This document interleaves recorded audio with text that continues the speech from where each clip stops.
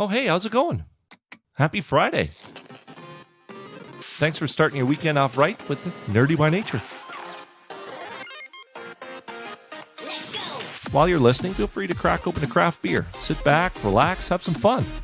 Did you hear about our website? LetUsGetNerdy.com. There's show notes, fun facts, links, visuals, everything you need from today's show, so you too can enjoy the episode. In case you missed anything, it's all there. All of your senses will be happy again. While you're there, feel free to subscribe via the web, Android, or iOS, whichever your heart desires. Feel free to continue the conversation on social media. After the show, beginning, whatever, hashtag, have some fun. Twitter, Facebook, and Instagram. Search us up. Let us get nerdy. It's that simple. All right, we stretched our thumbs, got our controllers and dice ready, got our beakers out. Let's get to it. Yo, this is dirty.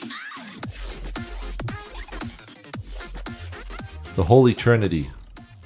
We're not... Jesus, Mary, and Joseph? No. Mary Magdalene.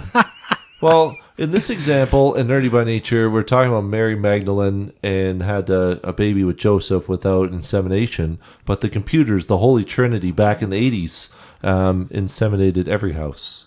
Wow. There's... That's a terrible metaphor. It's a Wow, partial I know. video. But in this case, these computers, back in this day, was some sort of miracle or epiphany, or... in some respect, they were as excited as some sexual acts. I mean, these machines were amazing. And Chris, the retro man, he's here to explain it. Nathan, you're just shaking your head, and myself, Elijah, here with you to learn about these machines that were capable of a giant megahertz processor. Yeah. So these were your, these are, as the kids say, these are your jam. This is your computer. The Radio Shack, the Apple III, the 2, the 1, whatever it is.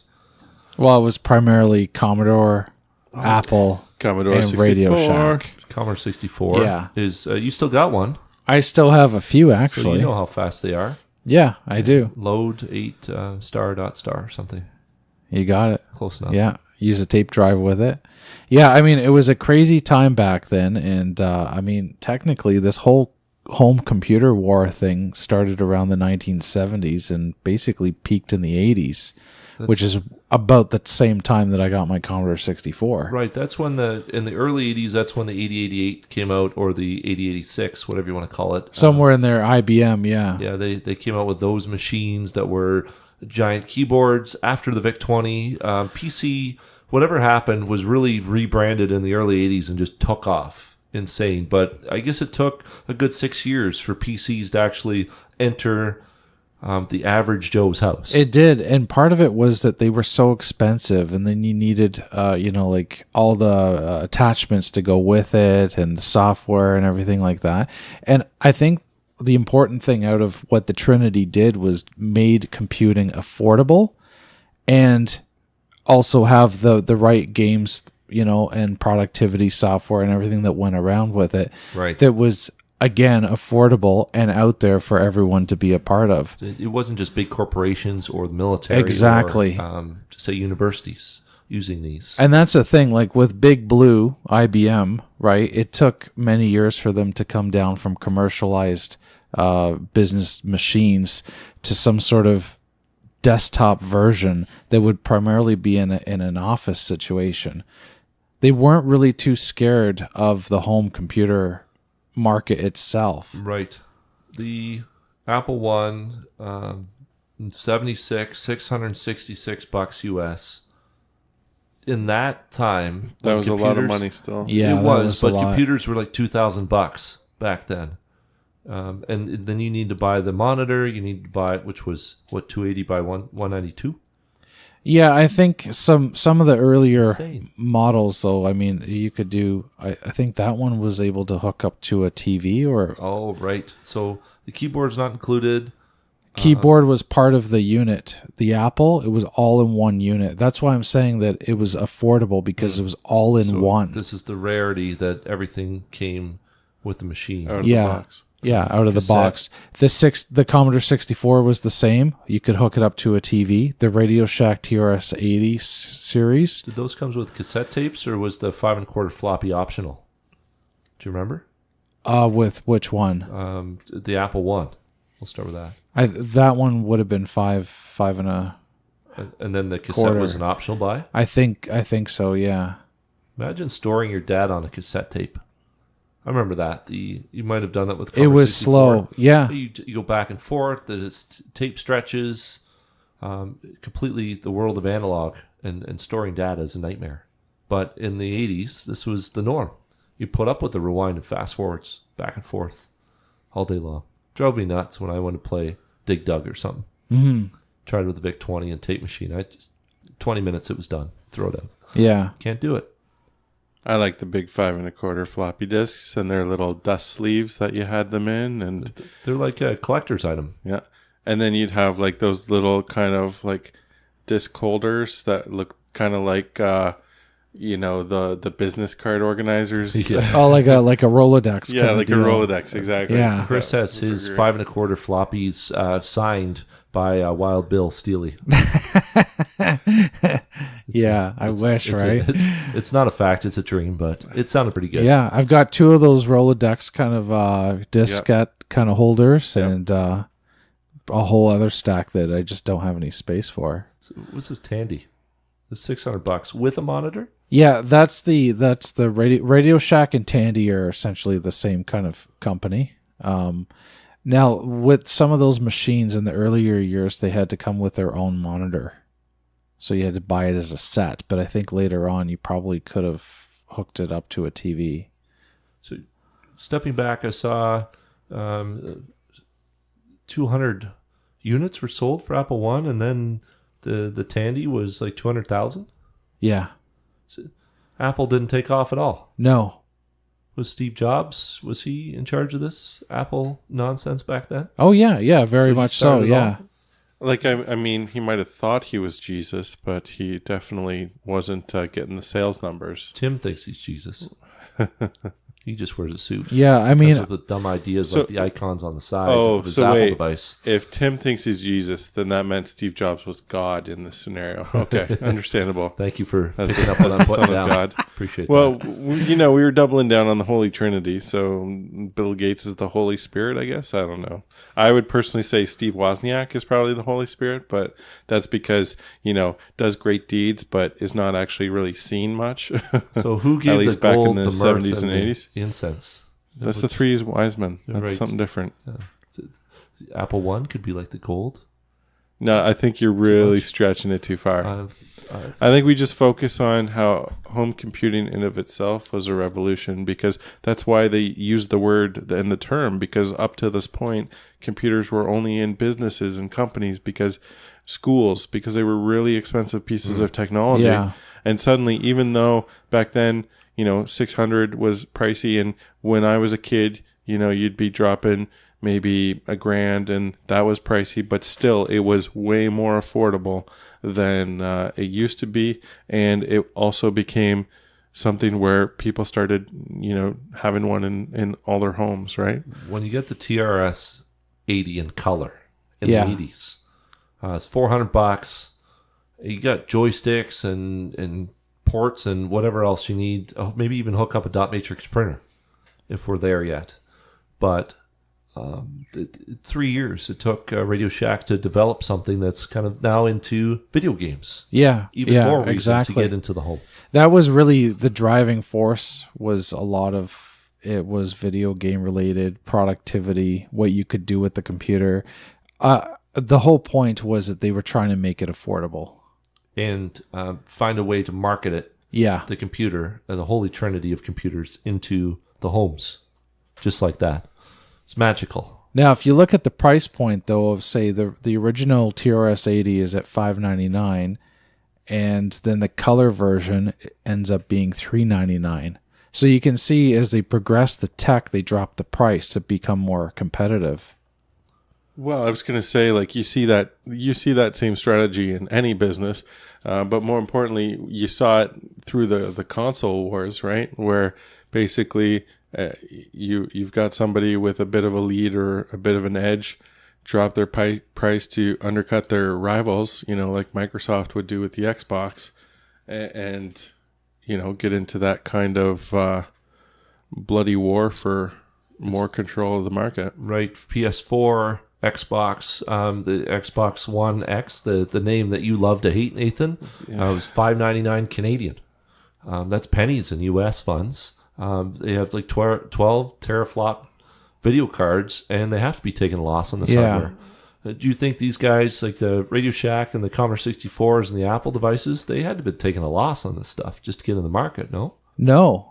And in fact, good profit on this? Technically, with the Trinity being out there at the same time that, say, the NES got released, they were taking market share away from them because they showed that the computer actually had better graphics and sound. So that's where they kind of dominated. Yeah. Huh. But then at some point after the the releases of other consoles and then the downfall of the home computer itself, because it got very saturated.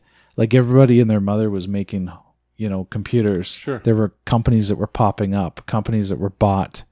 And after the dust settled, by the time the 90s came, we had IBM clones coming out on top, right. Apple still there, and Commodore falling.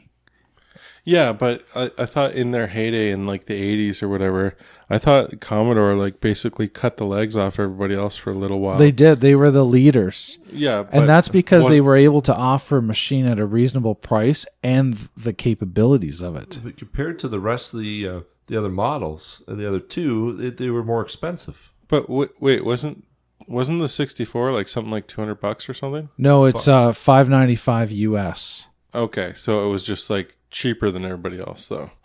It just had more stuff. You have sound graphics, 16 colors, 300 by 200, which was better resolution than the other machines. Yeah. You have joystick, serial ports, composite video, peripheral ports, printers, modems. So now you're getting onto BBS, communicating with other people, and then, of course, the floppy drives. Yeah, there was all kinds of stuff that you could do with a Commodore 64 compared to the others. So even though it was a little more expensive, they had an all-around family package game machine ready to go for your home, plug and play. Yeah, or as close as plug and play was back then. There was a lot of support for Commodore 64. So people are willing to pay for that ease because technology wasn't common. Yeah, like not every game, not every software productivity, whatever it might be, spreadsheets were available for every single machine. Like Atari was making computers back then too, but you don't hear too much about it because it just wasn't a thing. Well, and I mean that's no different than these days with the Apple Android thing, right? Like if you're a small computer developer, right? Like trying to make a game that runs on a Tandy and an Amiga and a Commodore and an Apple. Like I remember looking at those games at the store and they would literally have like 4 different screenshots where it's just like, this is what it looks like on an Amiga. This is what it looks like on the Apple. This is what it looks like on the Commodore. So you could go, oh, it runs on my computer and this is what it will look like. Oh crap, I wish I had this other computer because it looks way better on it. And can you imagine if they did that with like some of the new console games? Like they do on the review sites, they'll review and compare. But like the actual game, if on the back it was like, this is what it looks like on the Xbox, this is what it looks like on the PS3. I bet you wish you had a different machine right now, like or on the Switch. Yeah, exactly. So probably wouldn't look as good. So it is tough, obviously, to develop for these different systems, especially when the specs can be all over the place. So I mean that's part of the reason why the market probably consolidated was who had the best software support and everything like that. Yeah, that's really what it came down to. So, looks like the Commodore 64 was as fast as the Apple 1 and 2, but the Tandy was a little faster at maybe 3/4 of megahertz. I mean, we're talking about different chipset. Zilog or Motorola. Yeah, I think it was used in a Motorola. Now, here's the interesting fact that not a lot of people know, but the Apple 1 is technically using the 6500 chip series by MOS Technologies, which Commodore eventually acquired, like not soon after the Apple was made. So the MOS chip was used on all the computers eventually. Commodore 64, Nintendo, the Apple 1 and 2, I think, used it as well. Yeah, the Tandy? No, not the Tandy. I think the something Tandy weird. had a Motorola chip. Zilog, Motorola, something Yeah. like that? Yeah. Yeah. The Color had a Motorola. Yeah, the VIC 20 had the 6500 series chip. But I think also maybe even the Commodore PET as well. Oh, yeah, the PAT. Yeah. That was a big one. These guys are all working on BASIC. Yeah. It's so it's not really an operating system. Maybe DOS, maybe. Well, Or is it just straight? You have a command line and you shove in a floppy disk. There's nothing. it kind of is. It is actually That's like the DOS precursor. it's yeah. a DOS version, care of our good friend Bill Gates, who actually made it for Commodore. Billy G. Yeah. What and up, Billy G? here's another interesting fact with this. So Bill, in his wisdom, ended up giving the program straight up to Commodore and said, "Here you go. Here's the program, and you can install it on any machine that you want." Just to screw over Apple. No, I think it was just he was like a pimply faced teenager at that point. He didn't know, because the foresight would be that you would want to have licensing, and that didn't happen. He made the program, gave it to them, and they just installed it on millions of computers for free. So a one-time fee. So it's a bit different than how Bill and Microsoft business operate later, today. But back then, as a teenager, you got to start somewhere. And if Commodore is going to give you cold hard cash of what, $1,000 or something, back then that would have been a nice ride for a Pinto. Would have been solid. Yeah, and I mean, maybe it's some of those early business missteps kind of helped shape him into the shark that he became, because the dude is definitely trying to make sure he has a great legacy by, giving away billions of dollars of his fortune to help the world, which is admirable, and I think it is awesome. But he got those billions of dollars by being, tougher than the toughies. Right, and shareholders and all those investors would not love that he gave a whole bunch of copies away to Commodore. But, the open source gurus who flock to Linux machines would love that sort of mentality. But again, it teaches he wasn't giving it to everybody. He was giving it to a company that made a butt ton of money off of it. Yeah, he did. Yeah. Now but he didn't, I guess, is the point. Yeah. He did eventually, I think, get his act together when he made up DOS originally for the machines based on CPM. No, you're not quite going there, but there's a big rivalry between Gates and Jobs. One was saying, "Oh, you copied me," or "I copied you," and that's kind of the whole war. I guess similar today. Fast forward, you have Samsung and Apple. One person is manufacturing stuff, and the other person is suing them. Yeah. So I guess that kind of happens in business everywhere. Yeah, to some degree. I mean, Bill was always software first, and Apple was hardware, right? Yeah. And so it made sense for the two of them to talk.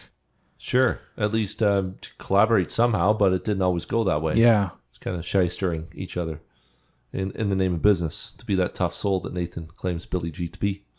Well, he was at one point for sure. I think he's just a big softy now, but Oh yeah, he's got humanitarian efforts and a wad of cash to blow, and might as well do it on something that makes him feel good, like help people. yeah, absolutely. Except for the Microsoft operating system, Windows 10 is finally okay. I know that's Dare I say that? a little That's a bit big okay. It hurt me to say that. a little bit out of the scope, but it is interesting to see because a lot of people were competing that time on a hardware level, and that obviously led to some big successes and failures. Just because how does an industry support so many different standards, right? Like, Right. Obviously, that's why you got a lot of the IBM clones and things like that going through the 90s, because that's essentially the standard people gravitated to. And I think in no small part because you have, Microsoft come along with Windows, and Windows, instead of, the hardware determining the software, it was a case of like the software determining the hardware. Yeah. Here is this version of Windows. Your computer must be this good to run it. Otherwise, No Windows for you, sucker.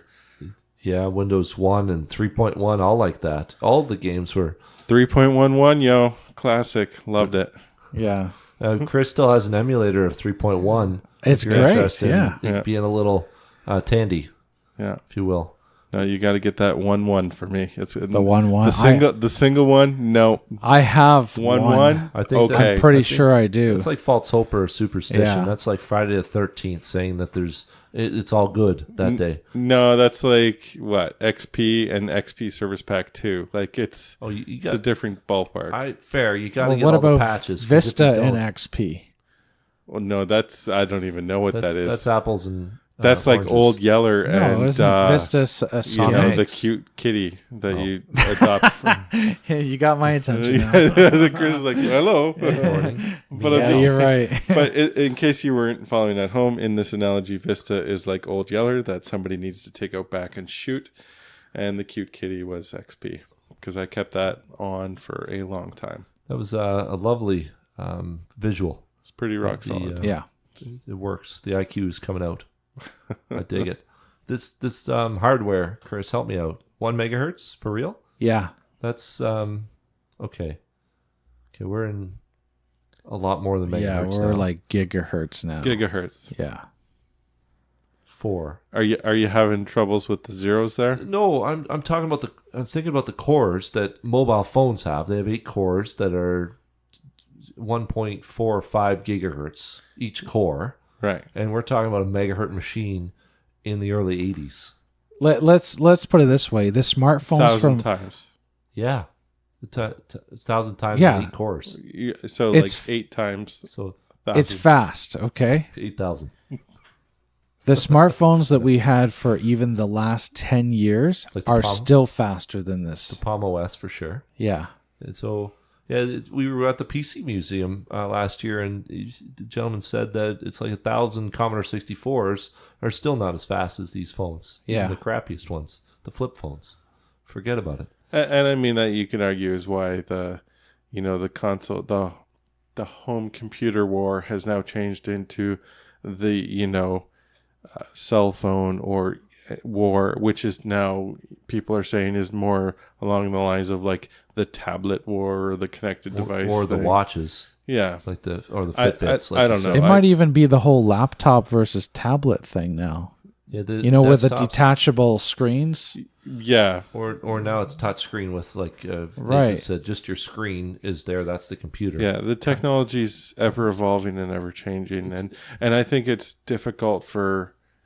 I think it's kind of like cyclical. You know what I mean? Like Commodore had their day in the sun, and then IBM had their day in the sun, and then Apple's having their day in the sun with their phones, but then it'll be somebody else, and Well, it just keeps going. Samsung, who makes the OLED screens for Apple, is having their day in the sun. Just saying. Well, okay. Depending on who you ask, I think Samsung runs a big part of South Korea, so they're doing okay no matter what. True. But, Apple is pretty much Samsung. Just like I'm sure Tandy was pretty much, I don't know, Commodore Radio 64. Shack. Well, yeah, they were Radio Yeah, Shack. Radio Shack. Yeah. 5 1/4 floppies, 174K is the storage. The games weren't elaborate, but they were awesome. Yeah. Text-based games and all that. If anything, to come out of what the Commodore 64 did too was the whole MIDI capability with the music and the fact that the SID chip was capable of doing 3-channel sound, which you couldn't even hear any of that on any of the machines. So can you kind of put that into perspective? 3 channels? That's not stereo in a bed, is it? Yeah. 2.1? Well, No bass, eh? I guess in some way, it just means that you have 3 distinct sounds coming out from the chip. Yeah. So if you were to play tunes, A bloop, a just- beep, and a blop. Well, I was going to use a yeah, it's slightly a bit more more than that. sophisticated thing, like imagine our board, right? We're using 3 channels right now, one for each of our microphones. So obviously it wasn't doing like clear, complicated human speech, but it could kind of layer those and make more compelling sound and music and everything. Even through the PC speaker. It Yeah. sounded pretty awesome. Yeah. When you got, Well, it'd be through your TV. sure. Yeah. But yeah, I mean, it sounded good. The songs, like I watched comparison videos of some of the games that were ported for a couple different machines, and the sound coming from both of them, sound effects and the tracks and everything like that, by far are superior on the Commodore 64. Hands down. Yeah.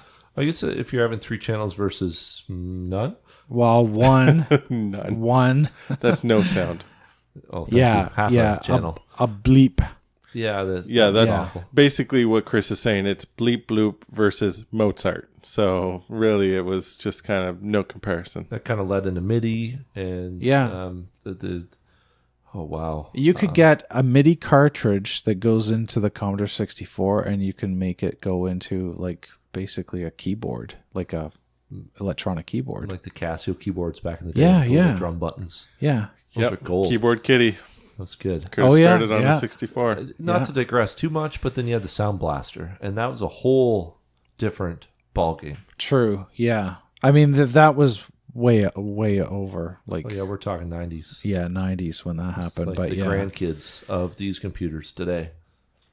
But yeah, it would have been the dimensional of sound that you would have got from a Sound Blaster as comparison to what the Commodore 64 was in the 80s. It's pretty awesome. Yeah. I got to say.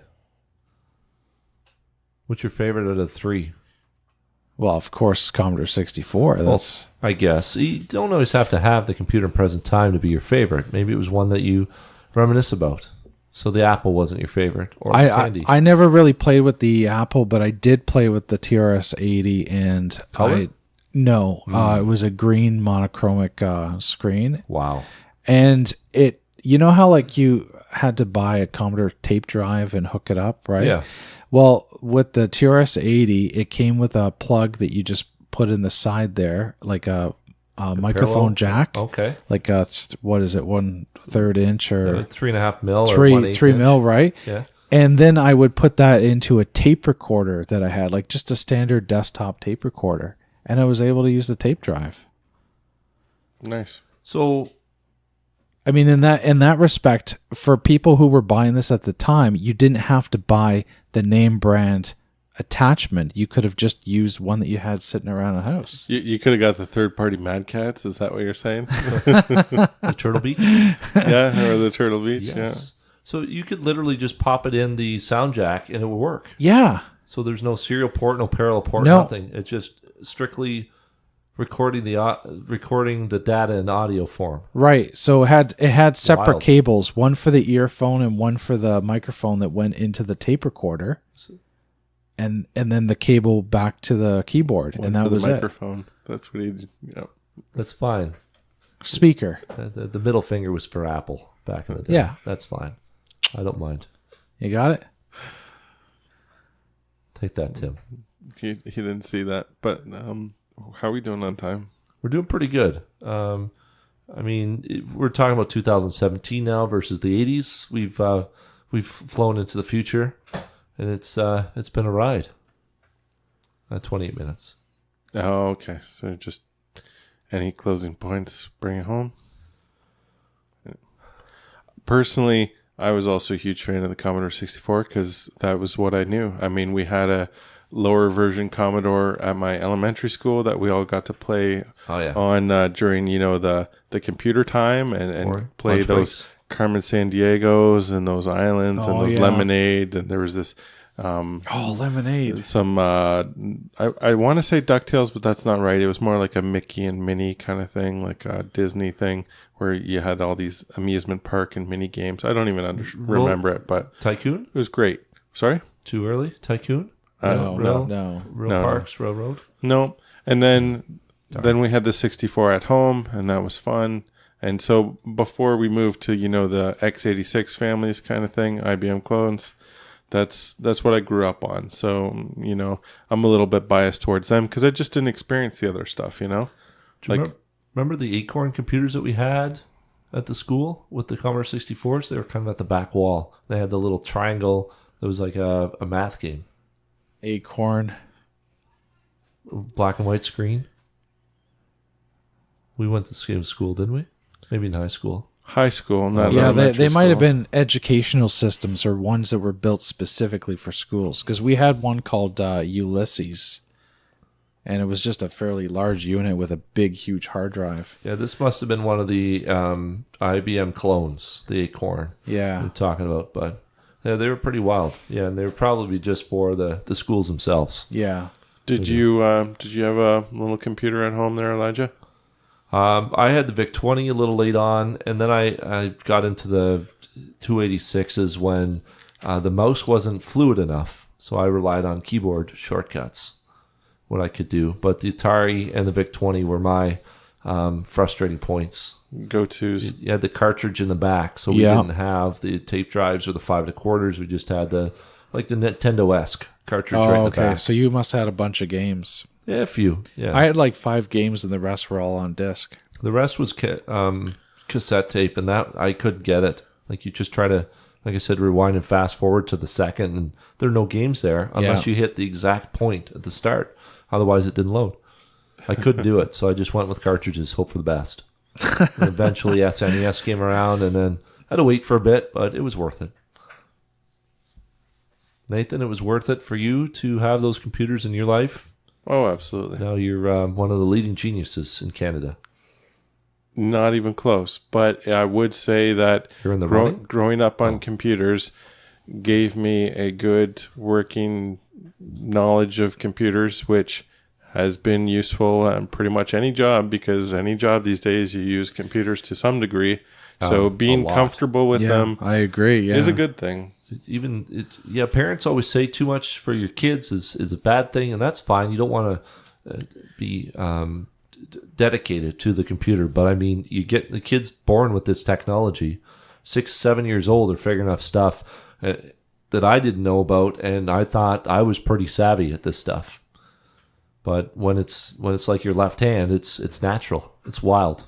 So to see the progression for these generations, millennials and below, it's going to be pretty fascinating what they grow into and how that society evolves with, and how we kind of treat this technology and let's say police it, if you will.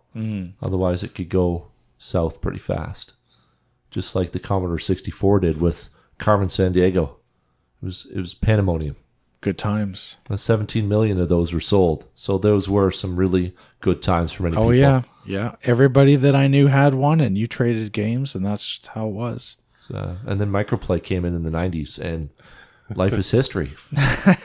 Those were good times for sure. And Chris, thanks for sharing your knowledge about the classics. As always, it's the retro stuff that you're king of. And Yeah. it's always Yeah, good to for go sure. back anytime. Nathan, let's go over to Chris's house, play a little Commodore 64. I think he's got a micro SD card hooked up to one, so he's kind of cheated, but it'll do just fine. Good enough. It works. Take that trip down memory lane. That's right. Good weekend coming up for yourself. Hope you have a good one too. And hit us up on social media. Leave a comment below. See what your favorite retro games were. And if they were awful and you hated 1 megabyte processors, let us know, please. Until then, have a great weekend. We'll see you soon. Well, like all good things, they must come to an end, my friends. Another show is in the books, and we had so much fun starting the weekend off right, just with you. Nerdy by Nature here with you, discovering the world around us, learning new things, and having a great conversation. Couldn't get to everything, though, in this episode, so please head over to letusgetnerdy.com, check out the show notes, the research, and all the extras. Just couldn't fit in today. While you're there, feel free to subscribe, Android or iOS. It's all good. If you want to say hi, leave a comment below the notes or click on Contact Us, whichever your heart desires. If you want to get crazy and social and right into it with us, please do. Head over to Twitter, Facebook, Instagram, search up Let Us Get Nerdy, won't you? Hashtag, @mention us, say some cool stuff, or call us out. For Nerdy by Nature, thank you so much for listening. Take care. Yo, this is dirty.